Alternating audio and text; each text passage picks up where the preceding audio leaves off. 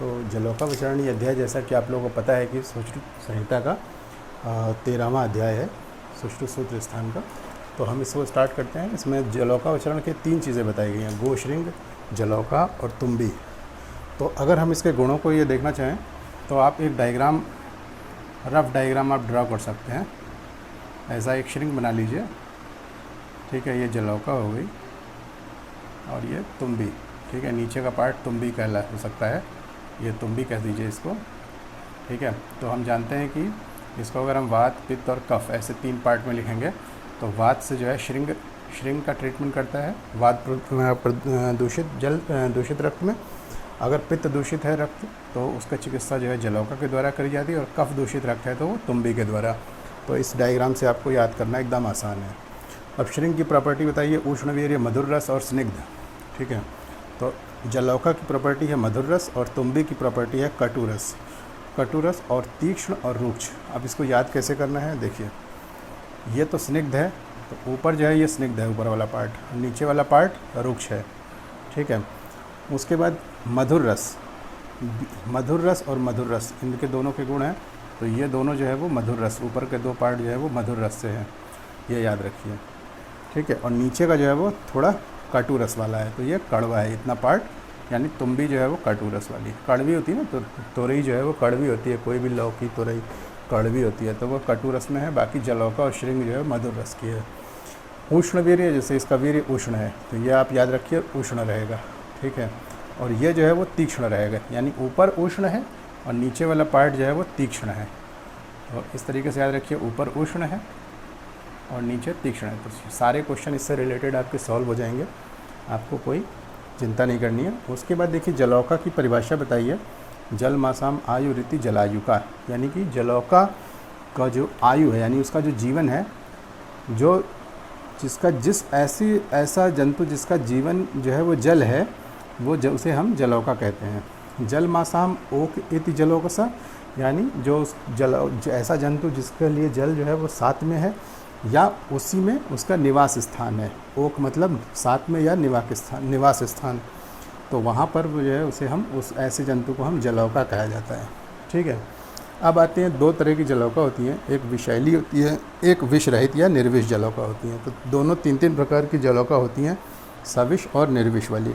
तो पहले हम विषैली वाली या विष वाली जलौका को याद करेंगे कि कितने प्रकार की होती हैं और उनके गुण क्या क्या होते हैं।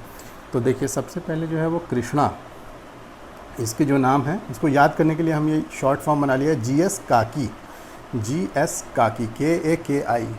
तो इसको याद रहेगा तो इससे हमें एकदम सारे नाम निकल आएंगे, ठीक है। अब आप देखिए इसके नाम होते हैं कृष्णा, करबुरा, अलगर्दा, इंद्रायुधा, सामुद्रिका और गोचंदना। ये 6 प्रकार की जो है जलौकाएँ विषैली कही जाती हैं। तो इनमें जो है अगर हम देखेंगे तो किस प्रकार से है, कृष्णा जो है वो अंजन, चूर्ण, वर्णा और पृथुशिरा, यानी इसका जो वर्ण है वो अंजन के चूर्ण के समान है।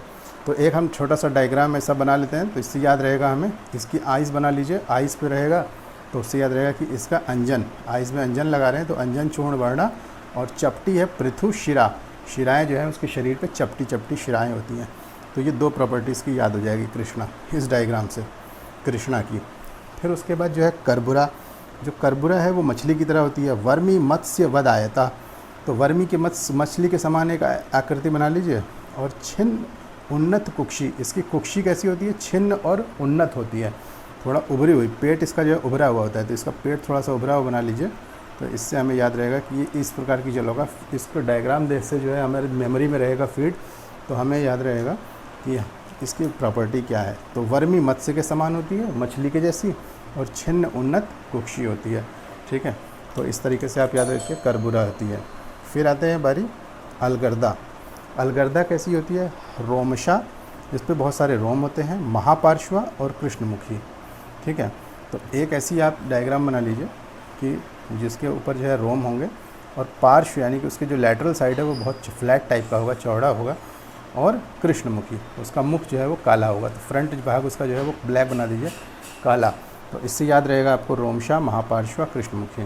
फिर आता है इंद्रायुधा। इंद्रायुधा जो है वो इंद्रधनुष के समान होती है। तो इंद्रयुधवत, इंद्रधनुष के समान, इंद्रयुधवत, ऊर्ध्वराजिभी और चित्रिता।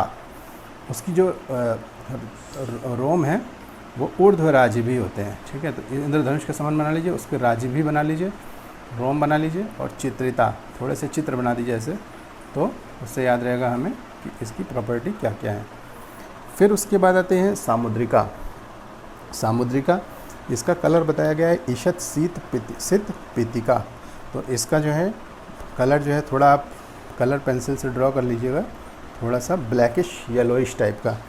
और विचित्र पुष्प आकृति, इसके ऊपर पुष्प की जो है विचित्र टाइप के पुष्प जो है वो निकाल दीजिए। और चित्रा, चित्र भी होते हैं इसके ऊपर, चित्रित होती है। तो चित्रिता वाली जो है वो इंद्रायुधा है, इंद्रधनुष वाली, और जो समुद्र में पाई जाती है उसका जो प्रॉपर्टी है वो चित्रा है। तो ये क्वेश्चन से कंफ्यूज कर सकते हैं कि चित्रिता कौन सी होती है और चित्रा कौन सी होती है। तो दोनों में आप आंसर लगा सकते हैं कि सामुद्रिका वाली जो है वो चित्रा होती है और इंद्रायुधा जो होती है वो चित्रिता होती है, ठीक है। फिर आता है क्वेश्चन फिर आती है गोचंदना।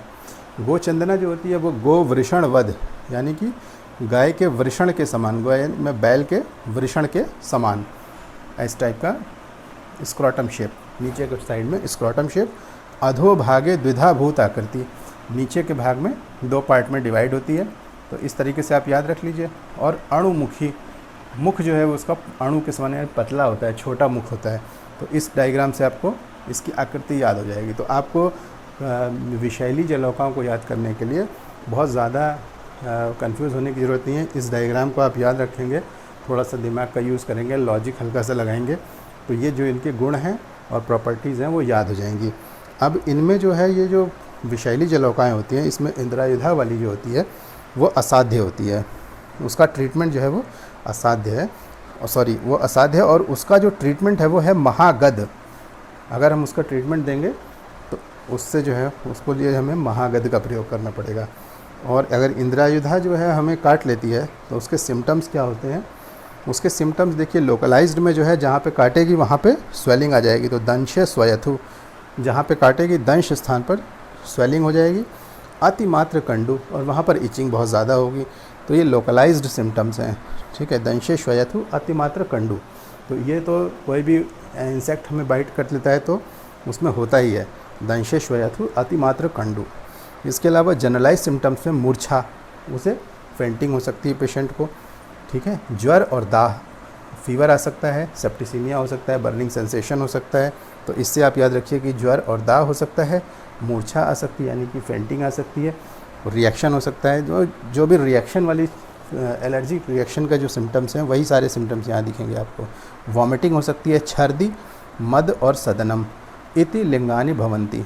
तो वॉमिटिंग, मद आना, सदन होना, ये सारे सिम्टम्स जो हैं उसमें मद, मूर्छा और सदन, ये तीन लक्षण यहाँ पे एकदम आप देख लीजिए, ये कॉन्शियसनेस को शो करते हैं, मतलब अनकॉन्शियसनेस को। तो ये न्यूरोलॉजिकल सिम्टम्स हो गए, मद, मूर्छा और सदनम। छर्दी, वॉमिटिंग हो गई, ज्वर और दाह, ये लोकलाइज्ड वो जनरलाइज सिम्टम्स हो गए। लोकलाइज्ड में दंशे स्वयथु और अतिमात्र कंडु, आप इसके द्वारा याद कर सकते हैं। अब देखते हैं विष रहित या निर्विष जलौकाएँ जो होती हैं वो कितने प्रकार की होती हैं। वो भी 6 प्रकार की होती हैं, बहुत ही सिंपल नाम है उनके, कपिला, पिंगला, शंकुमुखी, मूषिका, पुंडरीक मुखी और सावरिका। तो इनको याद रखने के लिए हम कोड बना लिया हमने KPS MPS। KPS MPS याद रहेगा तो आप इसका नाम निकाल सकते हैं, थोड़ा सा याद करेंगे, दिमाग पे जोर डालेंगे तो याद आ जाएगा। KPS MPS से तो कपिला, जो कपिल होता है, ठीक है, समझ लीजिए, ऐसे याद कर लीजिए कि कपिल जो है वो एक शिला पे बैठा हुआ है, कपिल मुनि है या कोई ऐसे याद कर लिए, कपिल नाम का कोई है, वो शिला पे बैठा है। तो मनाशिला, उसका पार्श्व जो होता है वो मनाशिला के कलर का होता है, और वैसे जो है वो मूंग के वर्ण की होती है, ठीक है। उसका कलर का सिर्फ आपको ध्यान रखना है, मूंग के वर्ण के हरे रंग की, और मन पार्श्व जो है वो मनाशिला वर्ण के, ठीक है। पिंगला जो होती है वो पिंगला जो है पिंग वर्ण, सिंपल है, वर्ण इसका एकदम याद हो जाएगा, पिंगला से पिंग वर्ण। और आशुगा यानी कि शीघ्र चलने वाली होती है, आशुगा फास्ट मूव करती है, तो ये जो है पिंगला कहलाती है। फिर आती है शंकुमुखी, यकृत वर्ण की होती है, लीवर के कलर की, और शीघ्र पाई, जल्दी रक्त पीने वाली, ठीक है। तो जो रक्त के कलर की होगी, जो यकृत के कलर की होगी वो शंकुमुखी होगी, क्योंकि यकृत क्या होता है वो शंकु के समान, कोनिकल शेप भी उसका देखिए शंकु जैसा होता है, और वो रक्त वहाँ पे स्टोर भी होता है। तो इसलिए आप याद रखिए कि शीघ्रपाई भी होती हैं वो, ठीक है। शंकुमुखी यकृत वर्ण की और शीघ्रपाई रक्त पीने वाली, पिंगला पिंग वर्ण की और आशुगा यानी कि पिंग पिंग पिंग करके वो चलती है, या कुछ ऐसा करके कोड बना के याद कर सकते हैं कि उसे पिंगला, ठीक है। इसके बाद आती है मूषिका। देखिए ये बहुत कंफ्यूजिंग है। मूषिका जो है वो ऐसा लगता है कि विषैली होगी, लेकिन मूषिका जो है यहाँ पे विषैली नहीं है, ये निर्विष जलौका में है मूषिका। तो इसका जो है प्रॉपर्टी क्या है, ये चूहे के वर्ण की होती है और चूहे की आकृति की होती है और दुर्गंध होती है। जैसे चूहों में स्मेल आती है तो इसमें भी स्मेल आती है, मूषिका होती है। लेकिन ये जो है निर्विष है, तो इसमें आपको याद रखना पड़ेगा कि ये जो है वो निर्विष है। कई बार जो है MCQ में कन्फ्यूज़न हो जाता है, मूषिका को लोग विषैली में टिक करके आ जाते हैं। फिर आती है पुंडरीक मुखी। पुंडरीक मुखी जो है, पुंडरीक कमल का नाम है, पर्यायवाची पुंडरीक है, तो कमल के मुख के समान, और कमल का जो वर्ण होता है वो ये मूंग के वर्ण की होती है, वर्ण इसका मूंग का वर्ण होता है और कमल के मुख के समान होती है, तो इसे पुंडरीक मुखी नाम है इसका, कमल के मुख के समान होता है इसका मुख। फिर आते हैं सावरिका। सावरिका जो होती है वो कमल के पत्ते के समान इसका वर्ण होता है और ये होती है 18 अंगुल लंबी, यानी कि कमल का पत्ता खूब बड़ा सा होता है, तो ऐसे याद रखिए कमल के पत्ते के वर्ण का हो गया और साइज़ भी लगभग कमल के पत्ते के बराबर, यानी 18 अंगुल लंबा होता है, लंबी होती है। और एनिमल्स में यूज़ होता है इसका, एनिमल्स में, ह्यूमन में यूज़ नहीं होता है।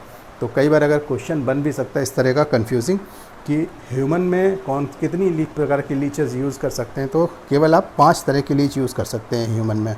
ये जो छठी वाली सावरिका है ये एनिमल में यूज़ होती है, ये बड़ी होती है, ये हो सकता है ज़्यादा ब्लड वगैरह पीती हो या एनिमल्स के लिए कुछ ज़्यादा फ़ायदा होता होगा इसमें, तो ये एनिमल्स के लिए होती हैं। तो 5 लीच जो होती हैं ये हमारी विष रहित होती हैं, जिसको हम कोड फॉर्म है KPS MPS, और विषैली वाली जो है उनका कोड फॉर्म है GS काकी, और इस डायग्राम से हम उनको याद रख सकते हैं, ठीक है।